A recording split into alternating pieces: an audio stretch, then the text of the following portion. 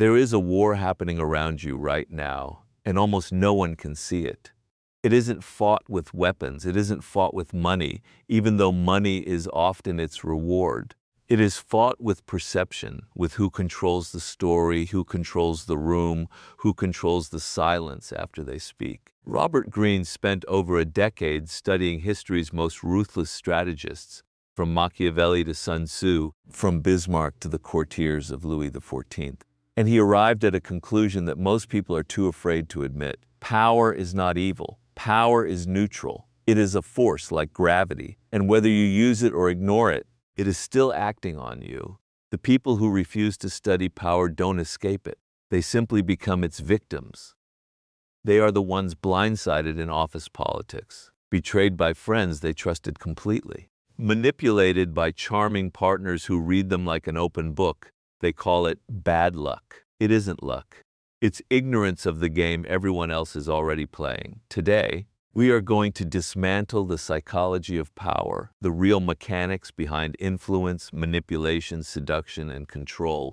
Not so you become a tyrant, but so you stop being prey. Because here is the uncomfortable truth.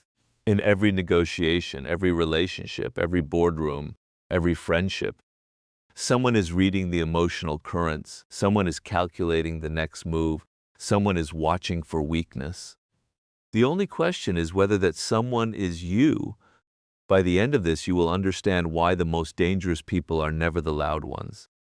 Why emotional control decides more outcomes than intelligence. And why the person who seems to need power the least is often the one who ends up holding all of it.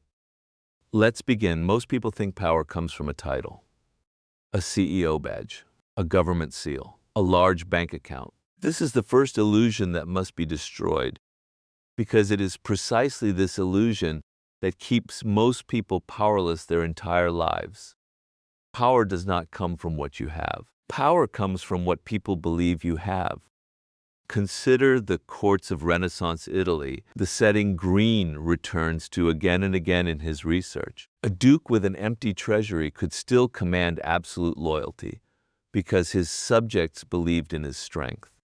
Meanwhile, a wealthy merchant with no reputation for decisiveness could be robbed blind by his own servants because everyone around him sensed correctly that he would not retaliate. This is the first law of the psychological game. Perception precedes reality. People do not respond to who you actually are. They respond to who they think you are based on the signals you emit. Your tone, your posture, your consistency, your restraint. This is why insecure people, no matter how talented, often fail to rise. Their anxiety leaks out in 1,000 microsignals. The extra explanation nobody asked for, the nervous laugh after a joke that wasn't funny, the eagerness to please that reads unconsciously as weakness available for exploitation. And people who operate by instinct, the manipulators, the natural strategists, can smell that weakness before the insecure person even finishes their sentence. Now consider the opposite. Think of someone who says less than everyone else in the room, who doesn't rush to fill silence, who reacts to bad news with a raised eyebrow instead of panic. Something happens instinctively in the minds of everyone watching. This person is not afraid. And the mind associates fearlessness with capability even when there is no logical evidence for it. This is why Greene's research kept circling back to a single, uncomfortable idea. Emotional control is not a soft skill. It is the foundational skill of power. Everything else, strategy, timing, charm, leverage, is built on top of it. The court is everywhere people assume power games only happen in politics or corporate boardrooms.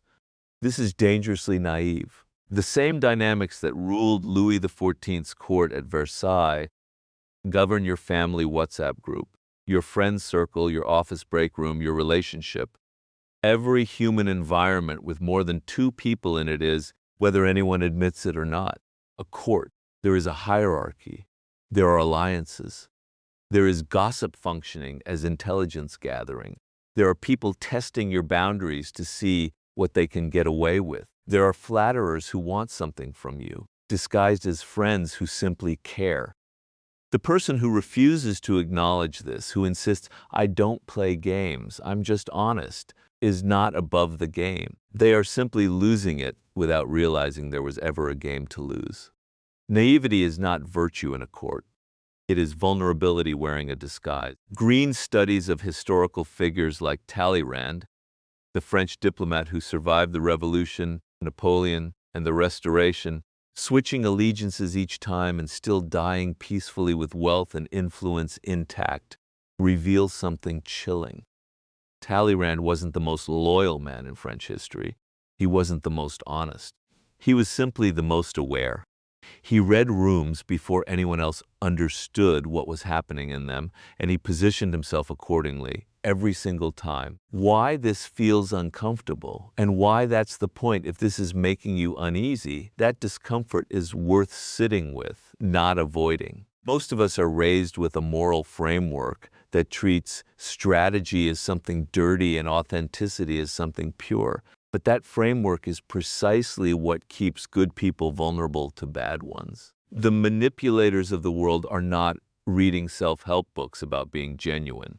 They are reading rooms, calculating leverage, and studying exactly the dynamics this script is describing. Refusing to understand power doesn't make you more moral than them.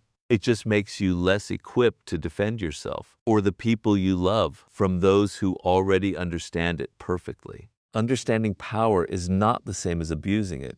A locksmith who understands how locks are picked is not by that fact a burglar. He is simply someone who can no longer be robbed by ignorance. That is the spirit in which this entire framework should be studied. Not to dominate, to see clearly, perhaps for the first time, the invisible architecture that has been shaping your relationships, your career, and your reputation all along. If perception is the currency of power, emotion is the mint that produces it. And here lies one of the harshest truths in Greene's entire body of work. The person with the most emotional control in any interaction almost always wins it. Regardless of who is right, this sounds almost unfair. It is unfair. Power was never a meritocracy of righteousness. It is a meritocracy of composure. The anatomy of emotional leverage, every strong emotion you display in front of another person is information you have handed them, free of charge. Anger tells them exactly what insults will destabilize you next time. Anxiety tells them you can be pressured into decisions you wouldn't otherwise make. Excessive gratitude tells them you feel indebted, and indebted people are easy to steer. Even excessive love, displayed too early and too openly, tells a manipulative partner precisely how much cruelty they can get away with before you'll actually leave. This doesn't mean becoming cold or robotic, a common and lazy misreading of this idea. It means understanding that emotional expression should be a choice, not a leak. There is a profound difference between a person who chooses to show anger strategically to signal a boundary and a person whose anger simply erupts because someone pressed the right button.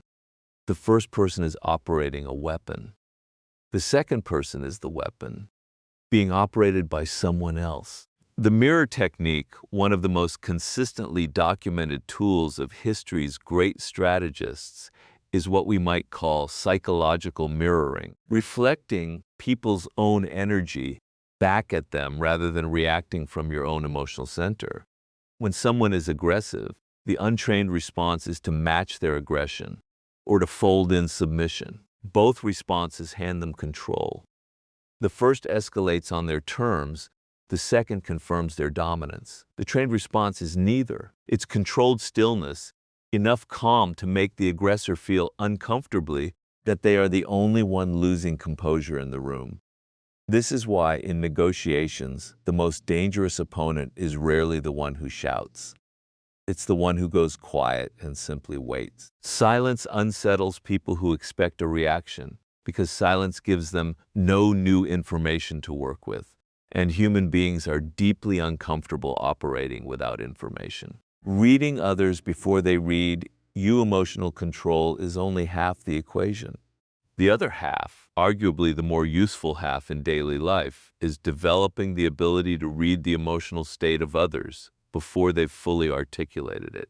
even to themselves. Greene's historical case studies repeatedly show master strategists identifying a rival's insecurity long before that insecurity became visible in words. A ruler's advisor who notices the king growing quietly resentful of a popular general, weeks before the king himself openly admits it, has an enormous strategic window that a less perceptive courtier simply doesn't have. In modern life, this translates into noticing things most people breeze past. The slight pause before someone agrees to something, signaling reluctance they won't voice. The overcompensating friendliness from a colleague right after you got the promotion they wanted. The subtle change in texting patterns from a partner who is emotionally withdrawing weeks before they say anything directly.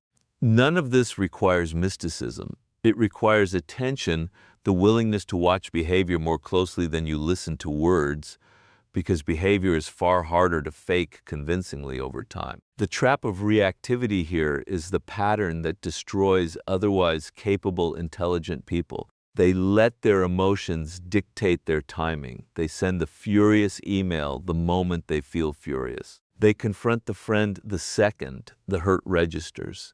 They confess feelings the instant those feelings arise. Every one of these moves hands the initiative to the emotion itself rather than to strategy. Greene's research into figures like Otto von Bismarck reveals a very different pattern. A willingness to let anger simmer unexpressed for months, even years, while circumstances were quietly arranged, so that when the response finally came, it came at maximum effect and minimum personal cost. This is not about suppression as a permanent state. Bottled emotion that never surfaces corrodes a person from the inside. It's about timing. The difference between a strategist and a hostage to their own feelings is not whether they feel deeply. It's whether they let those feelings choose the moment of expression, or whether they do. Master this, and something remarkable happens. People around you begin, without knowing why, to treat you with more caution and more respect. Not because you've threatened anyone, simply because you've stopped handing out free information about how to hurt you. There is a paradox at the center of human desire that almost everyone experiences, but almost no one consciously understands. We crave most intensely what feels slightly out of reach, and we devalue almost instantly what becomes fully secured. This single insight explains an enormous amount of human behavior. Why the most emotionally available person in a relationship often ends up the least desired. Why companies that are hardest to get hired by attract the most fervent applicants. Why leaders who are somewhat unpredictable tend to command more loyalty than those who are endlessly, predictably agreeable. Why availability kills desire there is a certain kind of person. Well-meaning, generous, often deeply kind, who believes the way to earn love, respect, or loyalty is through total availability. Answer every message instantly. Agree to every request. Never create friction, never say no, never let the other person wonder where they stand. This strategy fails, consistently and painfully, and it fails for a reason rooted deep in psychology rather than cruelty. The human mind assigns value based on scarcity signals, not based on actual worth. A thing that is always available, always certain, always given without resistance stops registering to the brain as valuable, no matter how genuinely valuable it is. This is not a flaw in human nature that we can simply reason our way past. It is wired in. And the people throughout history who understood power most deeply, from courtiers to diplomats to the great seducers Greene studied in his research on desire, all grasped this instinctively. Presence must be rationed to remain powerful. The discipline of withholding this does not mean manipulation through cruelty, coldness, or deliberate emotional withholding as punishment. That is a corrosive, ultimately self-defeating misuse of the principle. What it means is something closer to self-respect made visible. Not chasing, not over-explaining, not collapsing your own boundaries the moment someone else applies pressure. The person who can say, "I'm not available right now," without guilt, to a demanding boss, an overreaching friend, a partner pushing past a stated boundary, retains something the eternally available person has already given away. The sense in the other person's mind that this individual has a life, standards, and value independent of them. Historical figures who mastered courts and negotiations rarely made themselves fully knowable.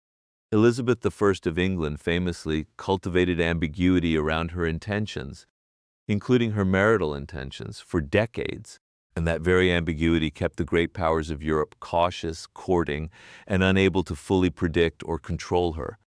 Certainty, once given away completely, cannot be taken back. Ambiguity held strategically is a form of protection distance. As diagnosis, there's a second, quieter benefit to strategic distance that is rarely discussed. It functions as a filter. People who only stay engaged when things are effortless and constant reveal themselves quickly once any distance is introduced. Those who remain, who close the gap themselves, who show up despite friction, reveal a different, more durable kind of investment. This is why constant, unearned availability doesn't just diminish your perceived value. It also robs you of crucial information. You never actually find out who would have pursued you, hired you, championed you, or loved you if it had required any effort at all. To the balance point, this principle is easily abused by people who twist it into calculated cruelty, deliberately ignoring messages, manufacturing jealousy, playing games designed purely to create anxiety in someone else for the sake of leverage. Greene's own writing repeatedly warns against this degraded version because manipulation built on manufactured pain tends to collapse under its own instability. It breeds resentment rather than respect, and resentment is a debt that eventually comes due. The mature application of strategic distance is not about creating artificial suffering in others. It is about refusing to erase yourself. It's the difference between someone who withholds affection as a punishment and someone who simply maintains a full, interesting, self-respecting life that doesn't collapse into another person's orbit. You do not live inside your own actions. You live inside the story other people construct from your actions. And that story is rarely accurate, rarely fair, and almost never fully in your control. This is one of the more unsettling realizations in the entire study of power. Your reputation, not your character, is what determines how the world treats you. The gap between character and reputation character is what you actually are privately, when no one is watching. Reputation is what a crowd of people, most of whom have never truly known you, collectively believe you to be, based on fragments. A single public mistake, a rumor repeated 3 times until it hardened into fact, a first impression formed in the first 90 seconds of meeting you. The uncomfortable truth is that reputation, not character, decides most outcomes in professional and social life. A genuinely honest person who once made one visible error can spend years fighting a reputation for dishonesty. A genuinely manipulative person who is simply skilled at public image can spend a lifetime cloaked in a reputation for integrity. This isn't fair. It also isn't optional to understand. Ignoring reputation management because the truth should speak for itself is one of the fastest ways to be quietly destroyed by people less scrupulous than you. Reputation, as a fortress, Greene's historical research repeatedly returns to a striking pattern. The figures who survived treacherous courts longest were not necessarily the most virtuous, but the ones who most carefully guarded the story being told about them. A reputation for being formidable, someone costly to cross, functioned as a kind of invisible armor. Fewer people test the boundaries of someone whose retaliation is rumored to be swift and effective, even if that person has never actually retaliated against anyone. This is the strategic value of reputation. It does your defending before a conflict even begins. People calculate, consciously or not, the cost of crossing you based on the story circulating about who you are. A carefully built reputation for competence, discretion, and quiet strength deters the very predators who prey specifically on those perceived as soft or scattered. The danger of a single crack reputation, however, is fragile in a specific and dangerous way. It can take years to build and a single well-publicized incident to unravel. This is why history's most careful strategists were almost paranoid about consistency, ensuring that their private behavior, however guarded, never produced a scandal capable of collapsing the public image built over decades. This isn't an argument for living a double life or performing virtue you don't possess. That kind of gap eventually, inevitably, becomes public, and the collapse is far more damaging than mediocrity would have been.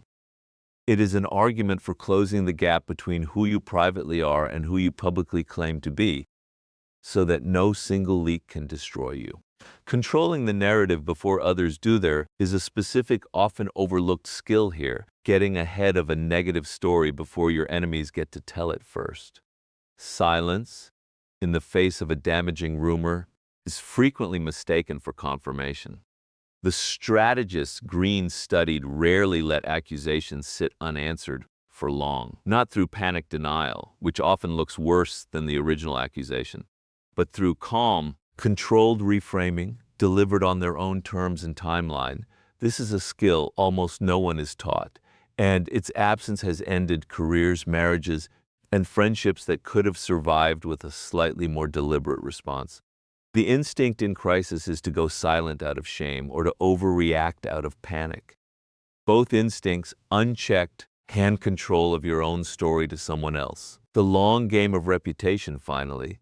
Understand this. Reputation compounds, for better or worse, exactly like financial capital. Small deposits of reliability, showing up when you said you would, keeping confidences, delivering quietly on promises, accumulate slowly into a reputation that eventually operates almost automatically in your favor, opening doors before you've even walked toward them. Small withdrawals. A broken promise here, a leaked confidence there, accumulate just as relentlessly until one day a person finds every door mysteriously closing, with no single explanation they can point to. You are, whether you intend to be or not, constantly making deposits or withdrawals into this account. The strategist simply does it consciously. Everything discussed so far has one final urgent purpose: protection. Because for every person studying power to build a stronger, more self-respecting life, there is another studying the exact same principles to exploit precisely those who don't. Manipulators are not cartoon villains.